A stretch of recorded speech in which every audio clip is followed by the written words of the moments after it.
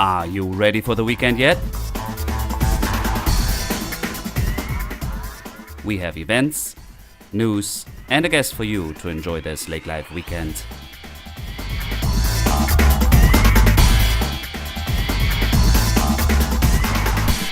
Hello and welcome to our Christmas episode 2018. I wish you all the best for this very special event. Merry Christmas, and I hope you are able to wind down and spend quality time with your family and loved ones.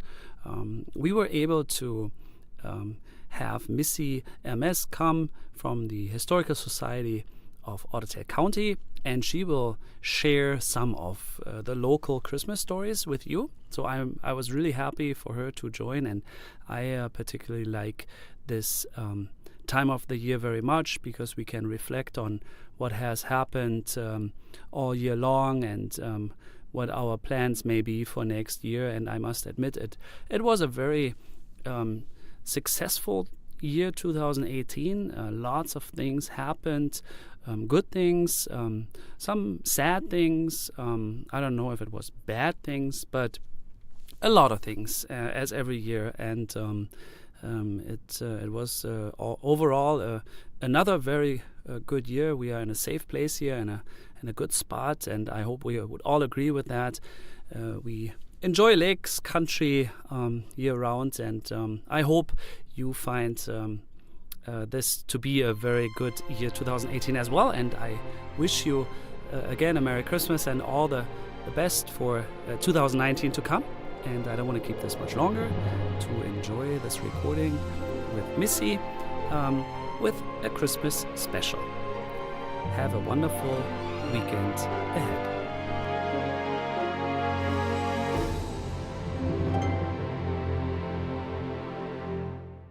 Hello and welcome to our podcast Christmas special here with Missy Hermes from the Historical Society of OTC County. Hello, Missy. Hello. Thanks for inviting me. Merry Christmas. Thank you. Merry Christmas to you too and everybody. Thanks for coming back. You have been with us a few weeks, a month, in fact, for Halloween. That's special. Right. So it's a different holiday now this time. Different holiday, and we agreed to do this throughout the year and on multiple occasions and highlight, spotlight OTC County historic stories, anything from culture, society, and those things in this year to come, 2019, and the future. And you came to speak about local Christmas events, or I don't even know yet. I'm happy to hear, so I'll let you lead the program. Oh, well, thank you.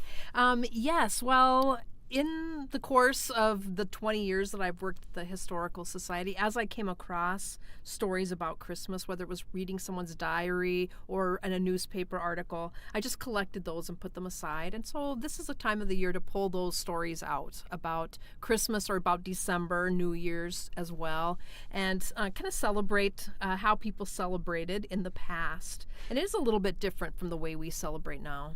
Yeah, okay, that's very interesting to learn. Just one step back for the people that are tuning in new.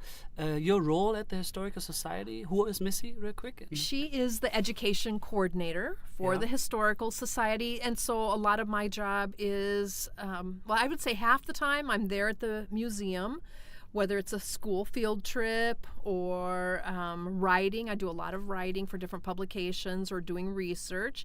And then the rest of the time I'm out in the county giving programs, whether it's at a school or today I'll be visiting a care home for senior citizens. I speak to service groups as well. So all over Ottertail County, but also in other counties as well. Not every County Historical Society is fortunate enough to be able to have an educator on the payroll. So we are really fortunate to have you.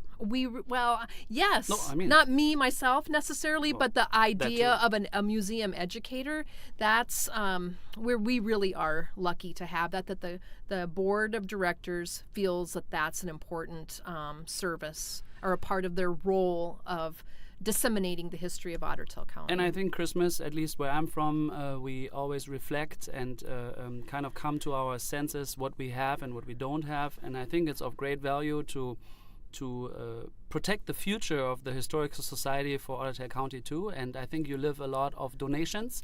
Right. And it's a good moment to share that. I know we are a consuming a society, let's say, unfortunately at times, but for our children's sake and for our own future, we do want to remember the history. And I think you protect that. You said you write a lot, so your function and the organization is very relevant for future generations to come to know where we have been coming from. And that is a part of the job that I really love, is going and speaking to school groups and bringing artifacts. I mean, I think it really makes history come alive for students, and then to tell them stories of people that lived right here.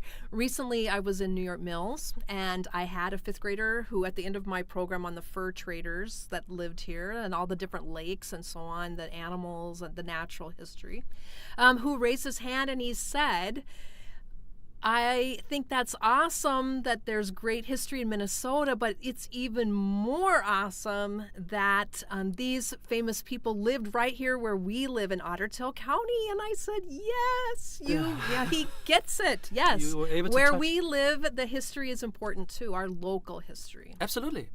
I mean, we learn from it. We live of it. It's building traditions. It is very relevant to us to also maybe have our core values defined. Right. And we share a history with the other counties in this area too, whether it's Becker County, Detroit Lakes, Wadena County, Grant County, Wilkin County. I mean, the surrounding counties around, we share this similar history as well. West Central Minnesota, the Lakes Country. Yep.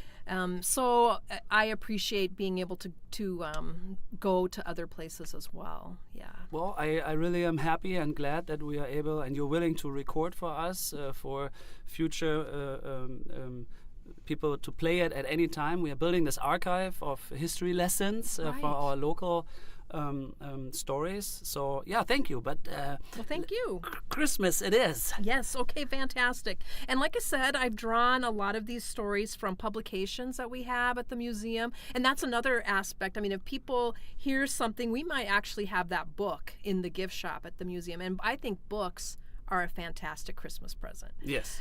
If you're going to give something that will last a long time, that's not plastic, it's useful, and you can share it again after you've read it. You can give it to someone else. I love books at Christmas time, and I'd say one of my favorite books of Otter Tail County history is called Ever the Land.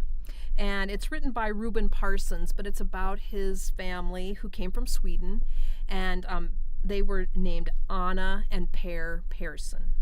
And the Perssons were Swedish immigrants who arrived in 1869. And for a lot of those early immigrants to Otter Tail County, the idea of celebrating Christmas, how are we going to do this? Because where I might be able to call my mother, they're isolated where they lived many times except for their neighbors, and they didn't have access maybe to the traditional foods that they had eaten, whether it was Germany or Denmark or Sweden.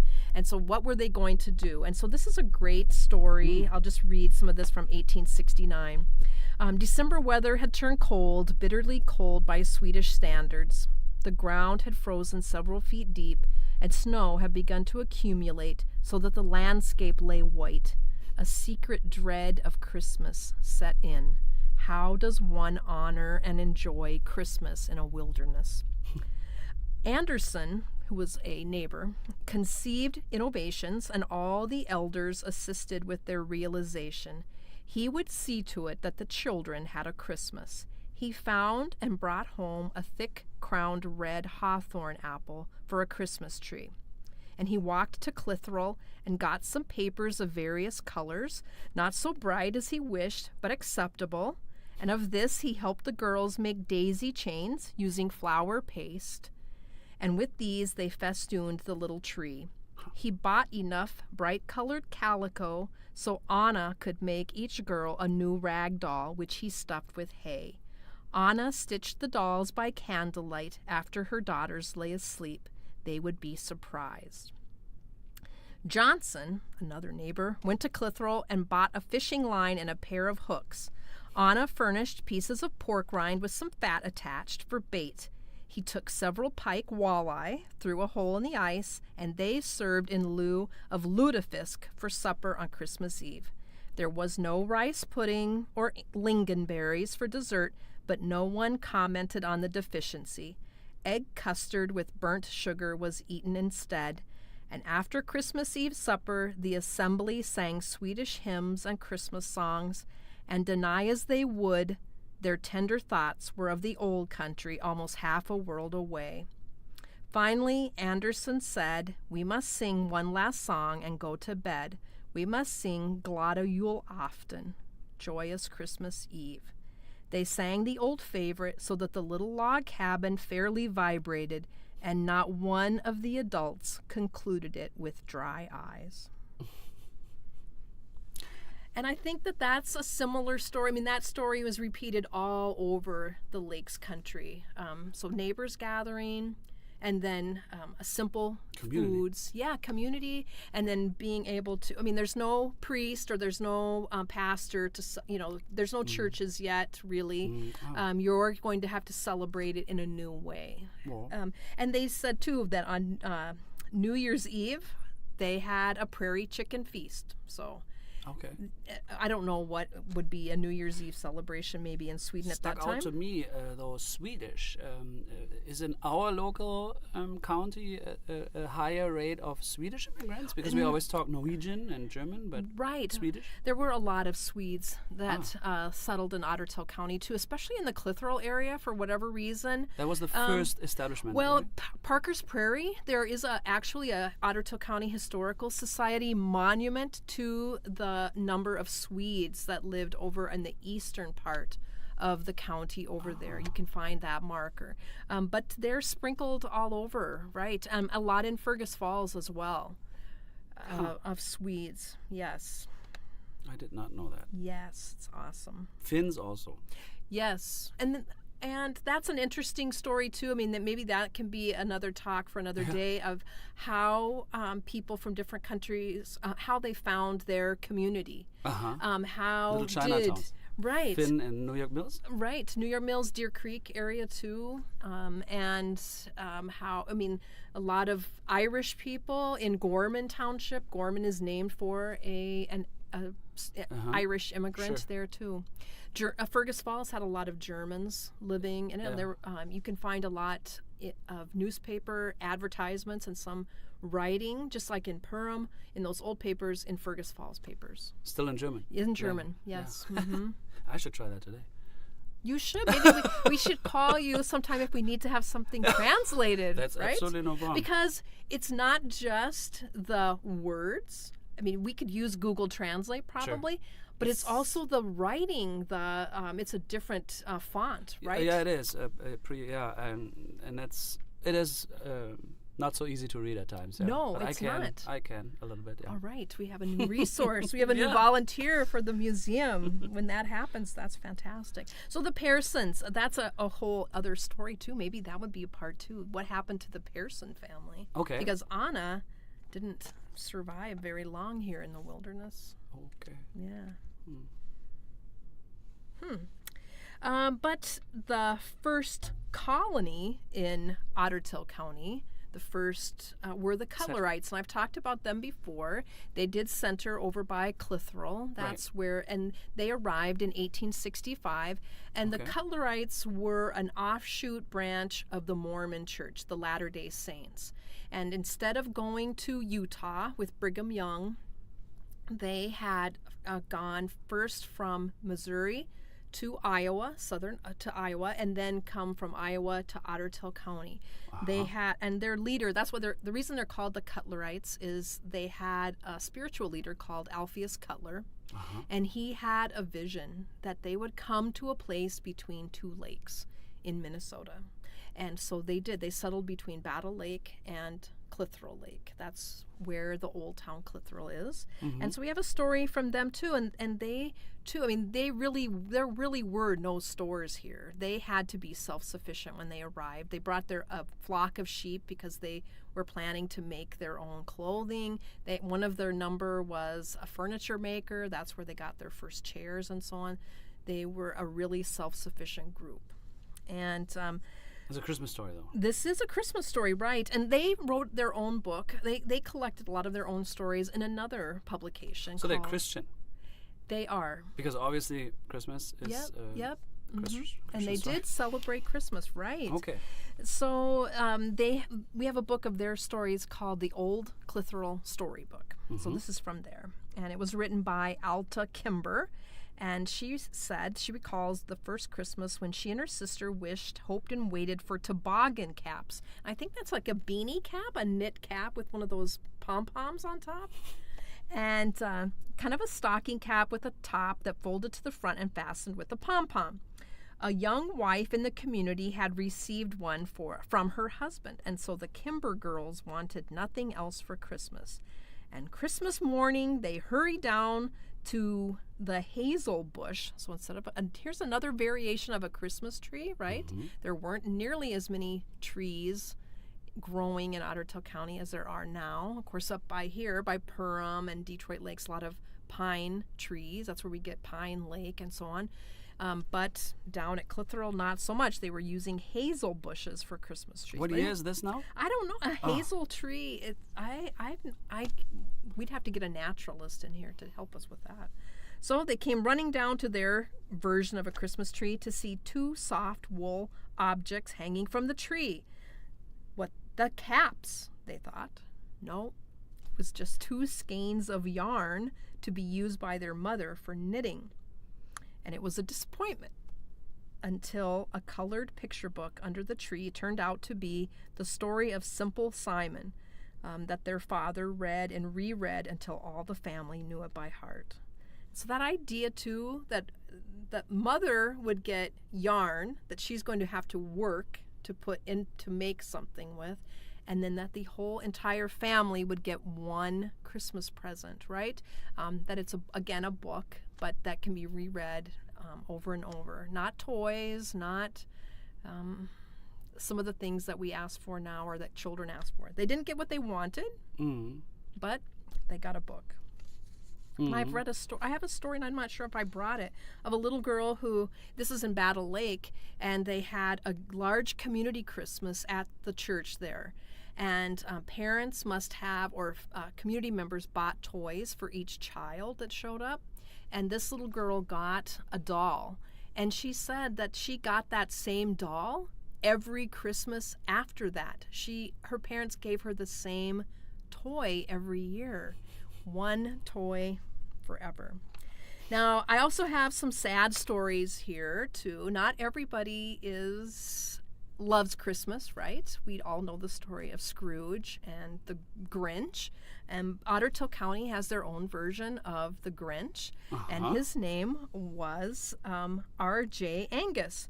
And he's actually related to the Historical Society because even though he didn't like to give gifts at Christmas, he was very generous in helping the Historical Society create their collection in the early days. This is a true story? This is a true story, yep. And this is from 1913, so thinking back then, and the president at that time was Woodrow Wilson.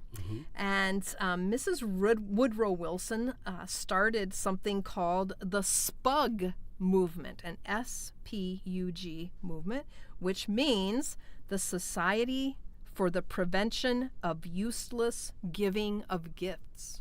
Really? Yes. So R.J. Angus in Fergus 105 Falls. years ago. Yes, he thought that was a fantastic idea. So he wrote this letter to one of the Fergus Falls papers, the Fergus Falls Journal. I must have been the prime mover in this SPUG campaign, as I have preached this doctrine for the past 5 years. I am glad to see that it is becoming a national movement, and I hope that it will be taken up here at home. The amount of useless worry and energy that is expended each year, more especially by the feminine portion of our families, in keeping up with Lizzie, and I should say he never was married, so... Wonder why. Yeah, so I wonder why, right? in the matter of barter of gifts at the Christmas season renders the season, which ought to be one of peace and joy, burdensome in the extreme to many. I trust the Spug movement will have an ever-increasing number of adherents here. Prosper the work. Remember the children in the joyful spirit of Christmas. Try, to some degree, to impart the Christmas joys to those whose necessities render the enjoyment of the festive season hard, but frown upon the useless barter of gifts, which impart neither joy to the giver or recipient. R. J. Angus. Yeah, he never married, so. I wonder, he did live with his sister, though, and I wonder if I hope he gave her a gift, because putting up with him was probably horrible. Yeah. Have she got a break over Christmas. He left, so that was maybe that would be awesome. Just thinking back to him. I have also found other stories. He talked a little bit in there about families or people who can't afford a expensive Christmas and making Christmas a little more enjoyable for those people. And I did find... Well, back in the day, I mean, the majority of the people was fairly poor. Right. I mean, we were hardworking farmers, defined poor, but they were of I guess, little means or needs. And not a lot of extra income. No. That can be spent on useless things. Like he said, useless gift giving. Yeah. And so gifts were often practical, right? I mean, my father-in-law often talks about they got often socks and underwear for Christmas. Absolutely. Which my kids, if they saw that when they opened a box, would be unhappy. Yeah, they would be disappointed if that was what they got. But this is a story that was written by Mildred Gosland, and Mildred grew up on a farm near Battle Lake, and she wrote a book called Mindy about her memories of growing up there, and this is from her book. The highlight of the years in the 1930s where I grew up, for both children and adults, was Christmas. It topped everything: birthdays, Thanksgiving, Easter, Halloween, and the 4th of July. It wasn't that Christmas were so very remarkable then, but nothing else was celebrated as much. The rest of the year seemed harsh and drab. Looking back on it now, however, there doesn't seem to have been much fun at all to our Christmases when I was a little girl. The weather was usually too cold or unfriendly to do socializing with neighbors or relatives. We kept close to our farm and the responsibility of taking care of the animals, but it was a welcome, relaxing break in the dark winter months. Every December, shortly before Christmas, Mother would take us on a special treat of shopping at Woolworth's Five and Dime in Fergus Falls. It wasn't much of a treat for a small child like me, though, because at that time, everything was displayed off the floor far above a child's head. And I remember being bored and feeling neglected as I clung to Mother's skirts while she walked along the high, brown varnished counters that formed a long, dark corridor from my viewpoint. High up on the walls were mounted the dolls and larger toys, not intended for fondling by grubby little hands. Even the adults had to request a salesperson to get one down for closer inspection. I didn't know until I was at least 9 years old what was up on those high counters. Besides that, I don't recall that children under 12 were ever permitted to buy anything. The most unforgettable Christmas of my childhood was when I was 6 years old in 1935. So this is right the middle of the Depression, right? We hadn't yet come to our special day of shopping when my sister came down with a terrible case of the flu. And it was only 5 or 6 days before Christmas, and Mother's only shopping had been by catalog, nor had she finished her usual cookie and lefse baking. Now she had to care for my sister confined to the bed, and a day or two later, Mother was just as sick with the flu. The next morning, my father was limp and white. Only I remained well. Mother was so ill for the next few days that Father had to tend to both of them. They had chills, body aches, and a high fever. They couldn't keep food down. And despite his own illness, Father had to go out to the barn and milk our 8 Holstein cows by hand, separate the milk from the cream from the milk, pump water, and feed the animals hay and silage. Silage had to be carried in heavy tubs on his shoulder from the silo outside the barn. I'll never forget how white his face was when he came in from the barn after doing his chores. He did something then that he had never done before. He stayed right in bed every hour that he wasn't helping the other sick ones or working in the barn. Christmas Eve was coming up fast. Father dragged himself out of bed and hastily put up the Christmas tree at the foot of the 2 beds in the master bedroom where all 4 of us slept now that 3 were very ill. He brought out the box of decorations and went back to bed. I decorated the tree up as far as I could, reaching from standing on a chair, mostly on one side. To me, it looked great. Even though everyone else was in bed, I was as chipper as a chickadee and quite satisfied.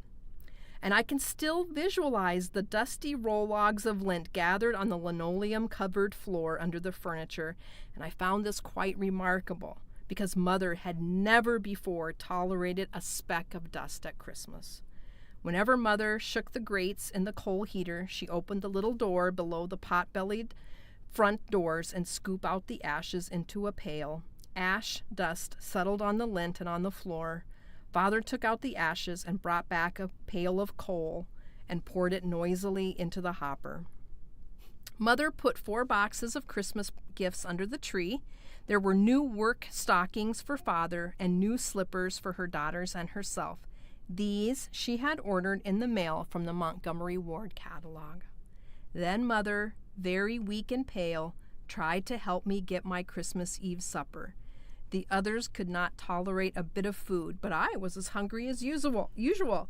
She cut 3 or 4 slices off of a slab of salt pork and cut up a cold-boiled potato before having to collapse into bed again. I fried this in a pan on the kitchen wood range, my first attempt at cooking. I got milk from a jar in the pantry, and I ate my Christmas supper all alone. When Father came in from doing the evening chores, he went right to bed. I delivered the Christmas gifts to each patient lying in bed, although they were all too ill to enjoy it then. Even so, it was Christmas Eve, and I had decorated the tree. My family was with me in the house, so I was quite content. I put on my new slippers and played under the tree with my old toys, my crayons, and a color book. Wow. I love that story. That is a really nice story. Her whole book is like that. Mindy is just a great, great book full of stories like that. From a depression childhood, what it was like growing up here in this area. I wish people would come and slow down a little bit more. I mean, we are this Christmas time and we are overwhelmed with all the running around, and it appears to me here nothing ever comes to a halt, and it just always speeds up and speeds up. It's really very stressful. Right. It's not healthy. We need to really slow down. And here she was very happy to have a glass of milk, and she got to cook for the first time, and it was potatoes and bacon, right? Mm-hmm. And who wouldn't be satisfied with that? Mm-hmm. Although, like I say, there are a lot of people that enjoy lefse. She said her mother hadn't been able to make lefse, and that was a tradition I had never heard of until I moved to Minnesota. I'm not originally from here. I didn't know what lefse was, but there are people that, a holiday, they can't have a holiday, whether it's Thanksgiving or Christmas, without lefse. And so I happened to find in the Weekly Pulse, which is the newsletter that was published up at the Fergus Falls State Hospital from about 1938 until, I'm sure it was until it closed. They had a weekly newspaper. And this is an article from 1962 describing some of the preparations for the state hospital. So I don't know how many patients were there in 1962, but thinking of how big it is and then of the staff to run it, it makes this like you said, slowing down, it must have been impossible there if you're going to plan Right. a meal. So this is from the December 1962 Weekly Pulse. With Christmas only 11 days away, our kitchen and bakery are busy preparing varying types of projects for the festive week. Starting early Wednesday morning, December 19th, the annual Lefse project begins. Mrs. Verna Veggie and Alice Thompson will be in charge of making the dough. Stan Fredrickson will have charge of the rolling and frying. An extra crew is being organized to help with the project. It is expected that a day and a half will be needed to make 12 large pieces. This will make about 2,400 servings of lefse. It's a lot of patience. It's a lot. Well, I'm guessing maybe I don't know how many pieces did each person get, but 2,400 pieces of lefse. The menu for Christmas Eve will be lutefisk and lefse, a real Norwegian meal. I guess not taking into account that not everyone there is not Norwegian. I either liked it or didn't, I guess. Whatever lefse is left will be served on Christmas Day for dinner along with turkey. Our bakery is preparing to make a large supply of Christmas cookies. They will be used for meals and the Christmas parties.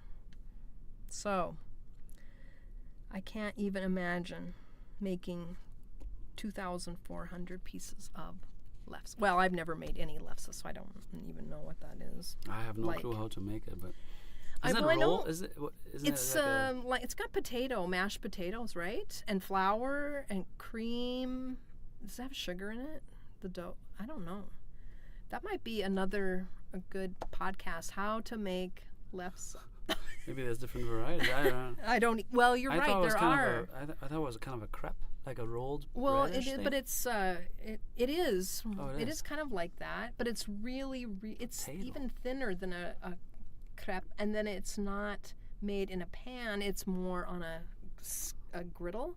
I was just listening to. I belong to a group that studies antiques, and the woman who brought some of these old Scandinavian antique implements for cooking, different Christmas, like sandbakels and pepperkakor, but she said that in the old days, or she'd read a story about a woman who would make lefse for her family in North Dakota, so another pioneer, and to prepare for that, so she made the dough, but she cleaned off and used the entire top of her cast iron stove, and so she would clean it with an old newspaper, rub it, to get all whatever was on there off, and then she would wipe that down with a damp cloth, and she would wait until the coals were fairly low in the fire inside the stove, and then she would use one of these lefse turners is quite thin and long stick, really, that were hand carved, and so that you can slip it under this Dough? large. Oh, that- Yeah, it's dough. Yeah, Mhm. but you had to roll it out quite thin and then transfer it using this stick to the top of the stove and flip it, I think, to Uh-huh. cook the other side. And it has, I think, it's had to be an art to do that. And I don't know it, so. I Like a don't pizza know. baker that throws the it's Yeah, very it's kind of special. like They that. probably just But it would break and then it would be bad. I don't know. Yeah. So, what were some of the other foods that they ate? I mean, here's a story from a woman, Violet Scholberg, and she's talking about, I think, her parents. Again, Norwegians, and said that Christmas was a time of great anticipation for weeks before. The mother, Ottilia, would sit up late at night making rag dolls, sewing new white dresses for the girls, and new suits for each boy. And it had to be white dresses. This was traditional in their family at Christmas. My mother would have never put us in white because it wouldn't have ever stayed white. But then, during the day, Ottilia would busy herself baking Norwegian goodies such as lefse, flatbread, fatigman, sambakels, and assorted cookies. And the father, Ole, would see to the butchering of a hog and beef, and they would have been curing the meat. Sausages, hams, bacons, head cheese, and lard were provided. Some of the pork was fried and packed into crocks, covered with drippings or lard for future use. Most of the beef was canned, and if the weather was cold enough, some could be kept frozen and used in the immediate future. Nothing was wasted. Soap was made from the tallow, and the hides of the cattle were sold to the tanneries. Ole would buy dried lutefisk and soak them in water with wood ashes added. This softened the fish. It was then soaked in clear water for several days to remove the lye caused by the wood ashes. The water was poured off and drained, and fresh water added, perhaps several times a day. By Christmas Eve, the baking was done, meal preparations well under control, the bedding changed, the house scrubbed, the lamps cleaned, and the wicks trimmed. The tree was put up the day of Christmas Eve and decorated with ornaments, plus strings of popcorn and cranberries and candles adorned the tree.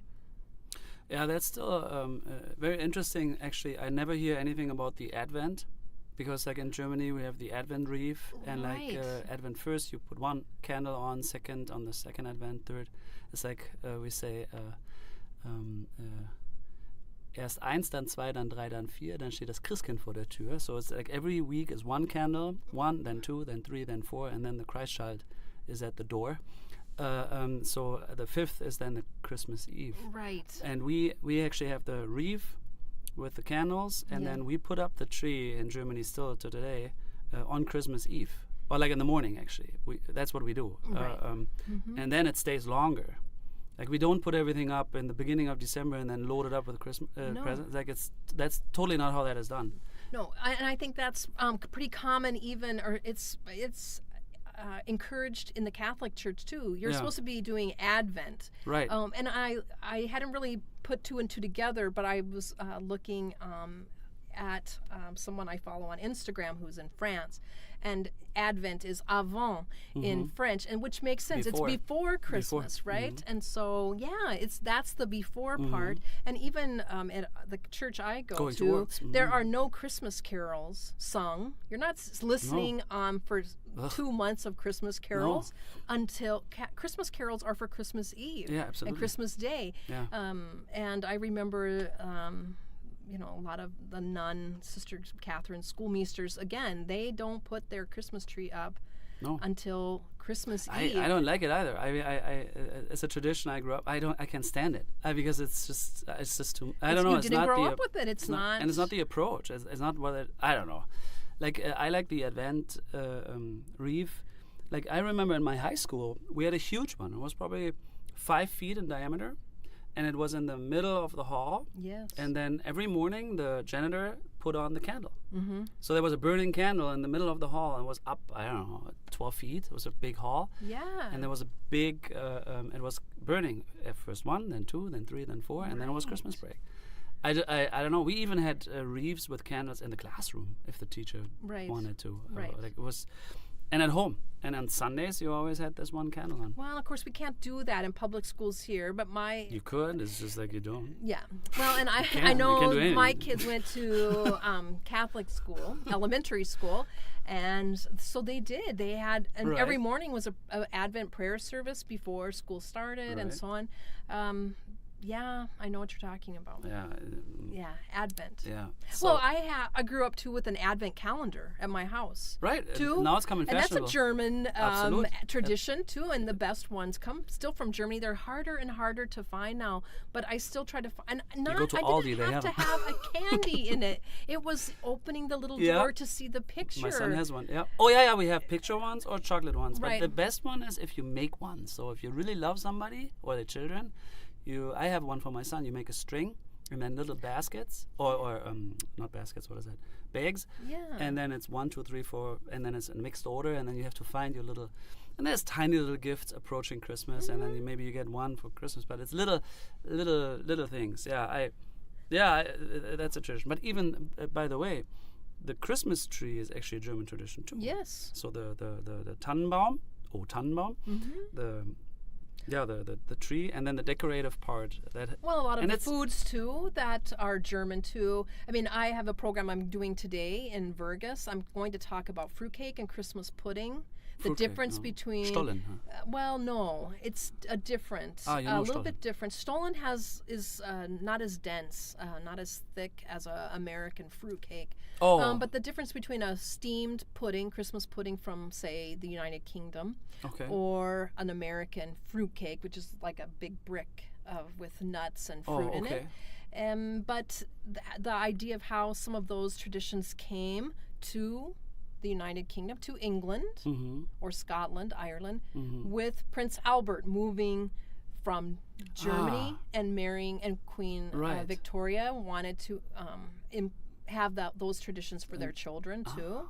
And then everyone in England wanting to copy her use of the gingerbread, the Christmas tree, the Christmas carols. I'm trying to think of some of the other foods that we would maybe a goose, is that? We eat goose Christmas Day. Okay, so and this too. And Christmas Eve, we actually, I mean, you suppose, or like, you have a very spontaneous dinner, like actually cold potato salad and a wiener. See, like we do that too, like hors d'oeuvre, just. Well, that's after already church. a little fancy, Yeah. but actually, like, if you were as a tradition is like to have something very simple on Christmas Eve, to actually reflect as like simple, like it's not so rich, and then the next day a feast. Then there's a feast. There can be and we eat goose on first tradition. Yeah. I have a volunteer at the museum who said that her husband would, after Christmas, bring, and so maybe his family was German, I don't know. Mau, M-A-U. That must be it. Is that a German name? Mau. Yeah. Okay, so after Christmas, when it was time to go to school, he would take goose grease sandwich to school. Yeah, absolutely. That's a Bavarian thing too. Was heißt das? Schmalz. Yeah. Yeah. So Schmalz is actually just grease. Yeah. Yeah, it is. It's on just grease bread. on That bread. was his, but he loved that, and I Yeah, suppose with that's sauce. a carrying on. Oh, Christmas it's is still actually going delicious. on, right? His it's mother left- must have saved that, Yeah. and he would have that sandwich when he went to school again. Well, Schmalz. Yeah. It sounds disgusting to people maybe, but like, you can order that in Bavaria. Schmalzbrot. It's with dried onion and salt. It's actually very delicious. Very hearty. But if you say goose grease sandwich, say it again, schmaltz. Schmalz. Yeah, Schmalz. Yeah, then it sounds a little more fancy. Yeah, we could try that. Well, I think there was a lot of Christmas stories. Do you have one more to finish this off? Or I don't know. Should we sing a little? No. Probably not. Oh, Tannenbaum. Well, here's another. This is from the high school. Well, let's not read that one. I don't know. I don't really have another story. No, that's okay. We heard we a talked lot. a lot of food. Maybe we should now go and have coffee and some cookies now. I think you brought cookies, so we should definitely do that. And I hope everybody has a very Merry Christmas, a very silent Christmas, silent night, reflecting, able to close out 2018, and taking some time to prepare for 2019. And I think we wish all the best for Otter Tail County and for Lakes Country and the whole wide world. Right, Missy? Merry Christmas to you. Thank you. Same to you. And Happy New Year. And Happy New Year. Thank you.